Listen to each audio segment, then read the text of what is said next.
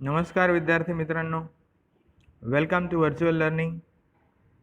विद्यार्थी मित्रांनो, आपण 4.2 to sir with love he novel अभ्यासत आहोत. यामध्ये आपण फर्स्ट पार्ट पूर्ण केला आहे. समरी ऑफ द नॉव्हेल आपण अभ्यासली आहे. आता थीम ऑफ द नॉव्हेल आपल्याला अभ्यासायचं आहे and synopsis of the novel अभ्यासायची आहे. चला तर theme of the novel. Student teacher relationship, prejudice and racism are the major themes of the novel. ह्या नॉव्हेलचं मुख्य थीम विद्यार्थी शिक्षक संबंध आणि पूर्वग्रह, प्रिजुडाइस अँड रॅसिझम आणि वंशभेद, वर्णभेद, त्याला आपण वर्णभेद म्हणतो, वंशभेद. काळे आणि गोरे असं ब्रिटिश लोक मानत होते. द मेजर थीम म्हणजे हे मुख्य आहेत विषय. E.R. Braithwaite gets a job of a teacher in a rather rough and notorious school. यांना आपल्याला माहिती आहे, E.R. ब्रेथवेट हे इंजिनियर होते. एअरफोर्समध्ये त्यांनी काम केलं आहे.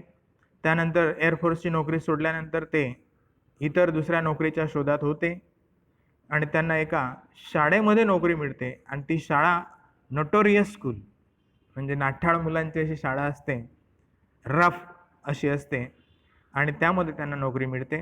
ही finds that the students belong to a background that is not suitable for learning and their overall development and progress. त्यांचं लक्षात येतं की विद्यार्थी ज्या शाळेत विद्यार्थी आहेत ते विद्यार्थ्यांचं बॅकग्राऊंड, सामाजिक, कौटुंबिक हे बॅकग्राऊंड बरोबर नाही आहे. त्यामुळे त्यांची ओव्हरऑल डेव्हलपमेंट होत नाही आहे, प्रोग्रेस होत नाही आहे, प्रगती होत नाही हे त्यांचं लक्षात आलं. He notices that the students are in no mood to change their attitude and behaviour. त्यानंतर विद्यार्थीही सुद्धा आपलं वर्तणूक आणि कल बदलवण्याच्या मार्गात नाही आहेत. कोणत्याही परिस्थितीत ते स्वतःला बदलवत नाही आहेत असं लक्षात आलं. Braithwaite with his novel and creative ideas, innovative techniques and understanding the students' psychology ultimately wins their heart in no time. आणि मग ब्रेथवेट एक शिक्षक म्हणून विद्यार्थ्यांची मानसिकता, सायकॉलॉजी आपण म्हणतो, ते अभ्यासतात, त्यांना समजून घेतात आणि त्या पद्धतीने नवीन असे उपक्रम, नॉव्हेल अँड क्रिएटिव्ह आयडियाज, नवीन नवीन कल्पना ते त्यांच्या टीचिंगमध्ये आणतात आणि त्यामुळे नवीन नवीन टेक्निक्स, पद्धती ते आणतात, मेथड्स ते आणतात आणि त्या पद्धतीने विद्यार्थ्यांना ट्रीटमेंट देतात. आणि कमीत कमी वेळामध्ये बघा, within no time E.R. Braithwaite wins the heart of students. विद्यार्थ्यांचं ते हृदय किंवा आपण त्याला आपण मन जिंकतात. एक प्रकारे चांगले शिक्षक हे आहेत. Though he was bullied, harassed, mentally and physically tortured many times, he didn't lose his patience and continued implementing his novel ideas and techniques that helped him to bring a significant change in his students' lives. जरी बघा त्यांना विद्यार्थी त्रास देत होते, bullied, harass, physically also, mentally also torture करत होते, त्रास देत होते, तरीसुद्धा त्यांनी आपला संयम न सोडता बघा पेशंटली ते वागले आणि आपल्या नवीन कल्पना, नवीन पद्धती ह्या शिक्षणामध्ये त्यांनी आणल्यात. विद्यार्थ्यांना महत्त्वपूर्ण बदल, विद्यार्थ्यांच्या जीवनामध्ये महत्त्वपूर्ण बदल घडवण्यासाठी प्रयत्न केला, नवे महत्त्वपूर्ण बदल केलेत. The racism prevalent in Great Britain during the mid-1940s, the time period during which To Serve with Love takes place. बघा 1940च्या मध्यामध्ये इंग्लंडमध्ये, ब्रिटनमध्ये वंशभेद होता, वर्णभेद होता आणि त्या पिरियडमध्ये ही कादंबरी लिहिली गेली आहे. To sir with love takes place is of primary significance in the novel. हे महत्त्वाचं आहे, महत्त्वपूर्ण असं आहे. The narrator cites repeated incident in which he experiences the racism of white Britons, including encounters on the bus, at the job interviews, at Greenslade School, when searching for housing at restaurant with his girlfriend and so on. आता त्यांना बघा काय काय अनुभव आलेत वर्णभेदाचे. यामध्ये बघा black and white असा भेदाभेद ब्रिटिश लोक मानत होती आणि तो अनुभव त्यांना आला. बघा कुठे आला तर बसमध्ये बसताना आला, चढताना आला, त्यानंतर जॉब इंटरव्ह्यूसाठी आला, त्याच्यानंतर ग्रिंटलेट स्कूलमध्ये शाळेतसुद्धा आला, कारण काही व्हाईट टीचर होते आणि हे ब्लॅक टीचर होते, त्यांच्यामध्ये सुद्धा संबंध त्याच्यातून त्यांना ते दिसलं.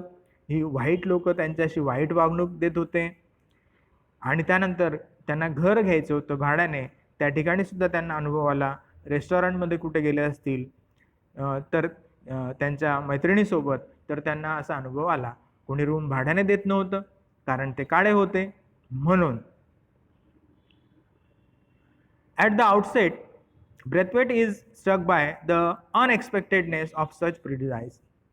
आणि मग काय झालं, ब्रेथवेटला ह्या गोष्टीची चीड यायला लागली. अनएक्सपेक्टेडनेस ऑफ सच प्रिजुडाइज असा पूर्वग्रह, दूषित, म्हणजे ब्रिटिश लोकांचं मन ह्या ब्रेथवेट प्रती चांगलं नव्हतं, दुराग्रह होता, पूर्वग्रह होते की नाही हे ब्लॅक आहेत, यांना रूम कसं द्यायचा, आणि ह्याचा त्यांना त्रास व्हायचा. He was brought up in British Guiana and he viewed himself as a British citizen. त्यांचा जन्म जरी ब्रिटिश गियाना प्रांतात झाला असला आणि ते स्वतःला जरी ब्रिटिश समजत असले तरी ब्रिटिश लोक त्यांना आपलं समजत नव्हते. बघा लक्षात घ्या. Not as a black British citizen in British colony when he served Great Britain in the Royal Air Force that gave him respect and esteem in the society. त्यानंतर त्यांनी एअरफोर्समध्ये काम केलं आणि एअरफोर्समधल्या नोकरीत असताना त्यांना खूप मान सन्मान मिळाला. The day he left the job he finds himself to be an outsider. ज्या दिवशी त्यांनी नोकरी सोडली त्या दिवशी ते परके झाले, म्हणजे लोक त्यांना रिस्पेक्ट देत नव्हती, एक आउटसाइडर म्हणून, बाहेरचे म्हणून त्यांना वागणूक देत होते. Braithwaite's extensive experience and education was of no use in job interviews. आता ह्या ब्रेथवेटचा नोकरीचा अनुभव आणि त्यांचं एज्युकेशन ह्याचा काही उपयोग या ठिकाणी इंटरव्ह्यूजमध्ये होत नव्हता. Where he is inform that the job has already been filled or he is over qualified for the job for it.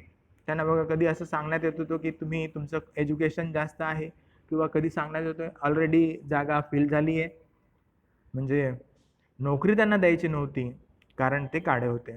This heightens Braithwaite's sense of betrayal for British. आणि याच्यामुळे त्यांना ब्रिटिश लोकांची चीड यायला लागली. एक प्रकारे ब्रिटिश लोक आपल्यासोबत फसवणूक करत आहेत असं त्यांना वाटायला लागलं.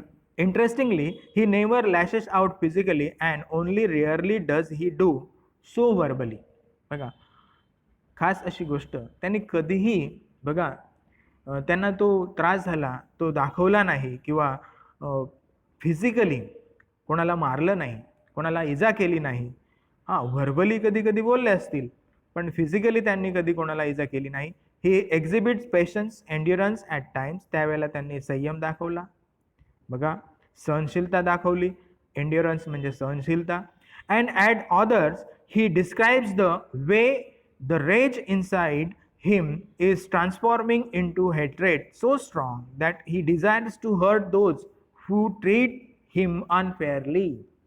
बघा कधी कधी त्यांना असं लक्षात यायचं की ही लोक आपल्याशी वाईट वागणूक देत आहेत, आपल्याला अनफेअर ट्रीटमेंट देत आहेत, आणि तरीसुद्धा त्यांनी सहनशीलता दाखवून आपल्या रागावरती कंट्रोल करून, बघा आतमध्ये तर असं तीव्र विरोध वाटायचा की ह्या लोकांना काय करावं आणि काय नाही, की फटके द्यावेत की काय, मारावं की काय, एवढा तिरस्कार आतमधून होता. पण त्यांनी तो तिरस्कार दाखवला नाही, संयम दाखवला आणि संयमाने ते वागले. आणि शाळेत पण विद्यार्थ्यांशी चांगलं वागणूक त्यांनी दिली. As a result of such experiences Braithwaite finds the student at the Greenslade school to be a bit notorious and rough in behaviour. आता हीच गोष्ट त्यांना शाळेमध्ये सुद्धा अनुभवाला मिळाली. विद्यार्थी हे खूप नाठाळ, खोडकर आणि त्यांचा तिरस्कार करणारे होते, कारण विद्यार्थीसुद्धा हे ब्रिटिश होते, गोरे होते म्हणून. पण ते विद्यार्थ्यांना कधी हर्ट केलं नाही. As a result of such experiences Braithwaite finds the students at the Grinchlet School to be a bit notorious and rough in behavior, but with proper care and treatment. पण त्यांनी चांगल्या पद्धतीने त्यांची ट्रीटमेंट केली, चांगल्या पद्धतीने वागणूक दिली. All the students would surely achieve success and desired goals in their lives. आणि सर्व विद्यार्थ्यांनी यश संपादन केलं असं करावं असं त्यांना वाटायचं. Synopsis of the extract.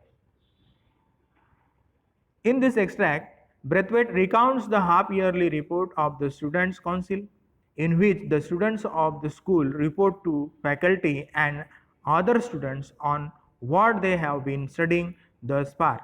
बघा या ठिकाणी बघा जसं आपल्याकडे 6माही परीक्षा होते त्या पद्धतीने तिकडे 6माही म्हणजे हाफ इयरली रिपोर्ट द्यावा लागतो. एक प्रकारे सेमिनार कंडक्ट केलं जातं आणि त्या सेमिनारमध्ये सर्व विद्यार्थ्यांच्या समोर आपापल्या वर्गातील क्लास रिप्रेझेंटेटिव्ह प्रतिनिधी किंवा काही ठरवलेले विद्यार्थी आपण काय शिकलो आहे, त्या वर्षामध्ये काय आपल्याला शिकायला मिळालं ह्याचा रिपोर्ट सादर करतात. म्हणजे त्यांच्या प्रोग्रेसचा रिपोर्ट सादर करतात विद्यार्थी. बघा विद्यार्थ्यांच्या समोर त्या ठिकाणी आणि शिक्षक त्यांच्या प्रश्नांना उत्तरं देण्यासाठी असतात, नेमलेले असतात.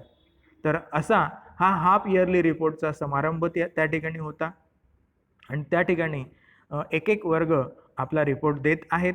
बघूया आपण या ठिकाणी. Braithwaite's class representative speaks knowledgeably about their course work and place बघा considerable amount of emphasis on how much they have learned about different people, cultures, customs, and the importance of international and interracial cooperation. त्या Brathwaite यांच्या वर्गातील मुलांनी खूप चांगला report सादर केला, खूप नॉलेजेबल रिपोर्ट सादर केला. त्यानंतर ते काय शिकलेत, वेगवेगळ्या लोकांसोबत आपण कसं वागावं, कल्चर्स सांस्कृतिक वारसा, त्यानंतर कस्टम्स प्रथा रूढी traditions, importance of international and interracial cooperation, आपण एकमेकांना कसं मदत केली पाहिजे, प्रत्येक देशाने एकमेकांना कशी मदत केली पाहिजे, त्यानंतर एकमेकांच्या म्हणजे इंटररेशियल बघा या ठिकाणी वेगवेगळ्या वंशातील लोकांनी आपण मदत केली पाहिजे, कशा पद्धतीने आपण वागलं पाहिजे, माणसाने माणसाशी कसं वागलं पाहिजे. खरं तर ही शिकवण E.R. ब्रेथवेट यांनी विद्यार्थ्यांना दिली होती आणि तीच आता रिपोर्टच्या माध्यमातून त्यांनी सादर केलेली आहे. Miss Joseph and Denham both students of Braithwaite's class presides over the meeting. यांनी मीटिंग सुरुवात केली ब्रेथवेट यांच्या क्लासचे, कारण सिनियर क्लासचे ते होते आणि त्यामुळे सिनियर विद्यार्थ्यांनी सुरुवात केली आहे. ते सर्व हँडल करतायत, त्यांनी सर्व प्रोग्राम कंडक्ट केला आहे. त्यानंतर जोसेफ नावाच्या मुलीने आणि डेनहम नावाच्या एका मुलाने यांनी काय केलं आहे, स्टुडंट ब्रेथवेटचे ते स्टुडंट आहेत त्यांनी रिपोर्ट सुरुवात केली आहे, मीटिंग सुरुवात केली. At the outset mister Florian the headmaster address the meeting with lengthy but well rested presentation. या ठिकाणी बघा शाळेचे हेडमास्टर मिस्टर फ्लोरियन यांनी सुरुवात केली. त्यांनी आधी प्रस्तावना केली, विद्यार्थ्यांना शुभेच्छा दिल्यात. त्यामध्ये त्यांचं भाषण हे लेंदी जरी असलं, लांबलचक असलं तरी चांगलं होतं प्रेझेंटेशन. त्यांनी गायडन्स केलं. One after another each class gives a brief report of their progress. एकापाठी एक वर्गाने आपला रिपोर्ट थोडक्यात दिला आहे. थ्रू देअर चूजन रिप्रेझेंटेटिव्ज, त्यांच्या निवडलेल्या प्रतिनिधींच्या मार्फत. On what they have been studying in each subject so far, प्रत्येक विषयामध्ये काय काय ते शिकलेत ते सांगितलंय.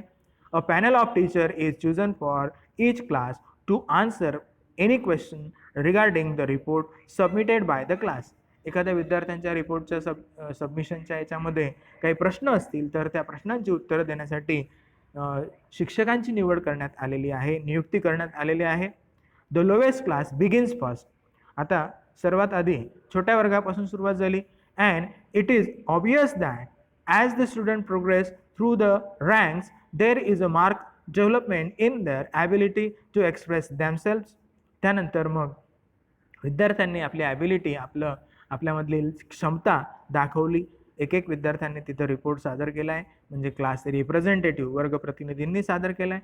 ब्रेथवेट्स class being the oldest, Braithwaite's class बघा being oldest was the last to represent their report. कारण सिनियर क्लास असल्यामुळे त्यांना त्यांचा रिपोर्ट शेवटी सादर करायला मिळाला आहे.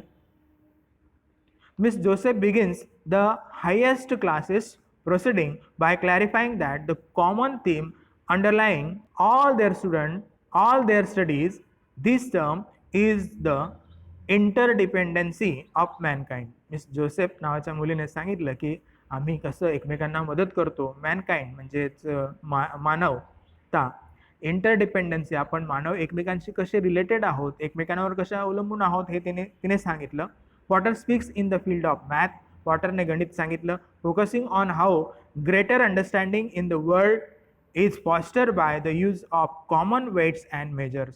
संपूर्ण जगामध्ये वेट्स आणि मेजर्स, वजनं आणि माप कशा पद्धतीने उपयोगी ठरतात हे त्याने मॅथ्सच्या माध्यमातून सांगितलं, मांडलं.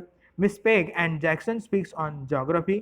मिस पेग आणि जॅक्सन नावाच्या मुलाने जॉग्रफी विषय घेतला. Miss Dare and Fernman discuss the subject of physiology. त्यानंतर मिस डेअर आणि फरमान यांनी फिजिओलॉजी, बाह्य शरीर रचनाशास्त्र याच्यावरती अभ्यास केला. With Fernman stealing the show by exhibiting a model of human skeleton. त्यानंतर फरमॅनने असं सांगितलं की ह्युमन स्केलेटन, मानवीय सांगाडा, मानवीय हाडं याच्याविषयी माहिती दिली. And tracing the class conclusion that basically all people were the same. आणि सांगितलं की संपूर्ण माणसाची रचना, मानवाची रचना सारखी कशी आहे हे त्याने स्पष्ट केलं. Miss Dodd reports on history. Miss Dodd यांनी हिस्ट्रीविषयी सांगितलं. And Miss Joseph on domestic science. Miss Joseph यांनी डोमेस्टिक सायन्स विषयी सांगितलं. Denham creates a stir by speaking on the required subject of PT. त्यानंतर डेनहम नावाच्या त्या नाठाळ मुलाने बघा पीटी ह्या विषयावरती त्याने थोडासा गदारोळ केला आणि सांगितलं the games complaining that the class was ill conceived and pointless. त्याने असं सांगितलं की संपूर्ण क्लासची पीटी घेणं एक प्रकारे इल कन्सिव्ड अँड पॉइंटलेस असं का आहे, तर त्याने स्पष्ट केलं आहे पुढे बघा. त्याने पीटी विषयी थोडंसं ऑब्जेक्शन घेतलं आहे, शारीरिक शिक्षणाच्या तासाविषयी. Mr Weston, Mrs Dale Evans and Miss Phillips are chosen at random to answer students' question arising from the senior presentation. आणि यांच्या विद्यार्थ्यांच्या सिनियर मुलांच्या प्रेझेंटेशनला काही प्रश्न उपस्थित जर झाले असतील तर western, Mrs Dale Evans lady teacher and Miss Phillips teacher यांना प्रश्नाची उत्तरं देण्यासाठी नियुक्त केलं. आर चूजन, त्यांना नियुक्त केलं.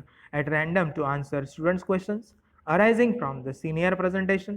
When Denham pursues his inquiry on the necessity of PT requiring all students to take.